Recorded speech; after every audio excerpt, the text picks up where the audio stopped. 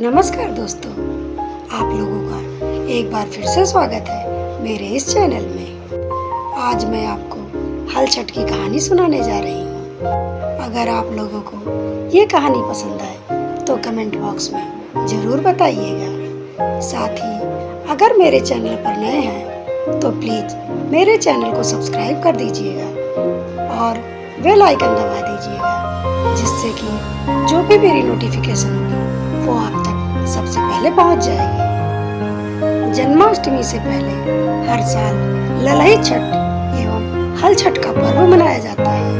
हल छठ कृष्ण पक्ष की षष्ठी तिथि को मनाया जाता है। इस दिन भगवान कृष्ण के बड़े भाई बलराम का जन्म हुआ था। यह व्रत स्त्रियां अपने पुत्र की दीर्घायु के लिए एवं उनके उत्तम स्वास्थ्य के लिए रखती हैं। कहते हैं जो महिलाएं पुत्र की प्राप्ति के लिए यह व्रत को करती हैं उन्हें संतान की प्राप्ति होती है। इस व्रत से जुड़ी तमाम कहानियां भी प्रचलित हैं। जो महिलाएं यह व्रत और पूजा करती हैं वह इन कहानियों को जरूर सुनती हैं। इस दिन हल षष्ठी माता की भी पूजा की जाती है। हल छठ किसानों का महापर्व होता है। यह बलराम जी के जन्मदिन के उपलक्ष्य में मनाया जाता है। बलराम जी कृष्ण के बड़े भाई थे, जिनका प्रिय शस्त्र हल था, इसलिए इन्हें हलधर भी कहा जाता है। इसलिए इसे किसानों का त्योहार कहा जाता है। इस दिन हल की पूजा की जाती है और बैल की भी पूजा की जाती है। आइए अब हल छठ की कथा सुनते हैं। किसी गांव में एक औरत रहती थी। उसका एक पुत्र था। वह औरत हर साल छठ मैया का व्रत करती थी। एक दिन वह अपने पुत्र को दूध पिलाकर तथा सुलाकर किसी काम से बाहर चली गई। वह पड़ोस की महिला से कहकर गई कि मेरे बेटे का ध्यान रखना, मैं उसे सुलाकर आई हूँ। दुर्भाग्यवश उस महिला की कोई संतान नहीं थी। उस महिला के मन में पाप आ गया। उसने उस बालक की बलि चढ़ाकर उसे भट्ठी में झोंक दिया और ऊपर से भट्ठे को ढक दिया।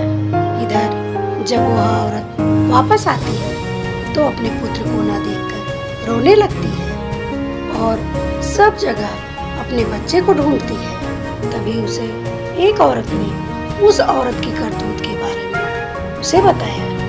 तब वह औरत पूरे गांव के लोगों तथा पंचों के साथ उस औरत के घर पहुंची। उस औरत ने रोते हुए तथा छठ मैया को याद करते हुए उस भट्ठी का ढक्कन खोल दिया। उसे यह देखकर बहुत ही आश्चर्य हुआ। उसका बच्चा उस भट्ठी में हंसता हुआ खेल रहा था।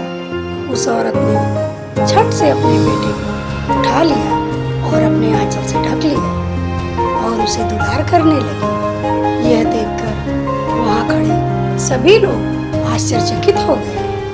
वह अपने घर गई और श्रद्धा भाव से छठ मैया का पूजा अर्चना किया और उनसे यह प्रार्थना की कि छठ मैया, जैसे आपने मेरे पुत्र की रक्षा की, वैसे ही यह व्रत रखने वाली सभी महिलाओं के पुत्र की रक्षा करिए और सब पर अपनी कृपा बनाए रखिए। जय हो छठ मैया।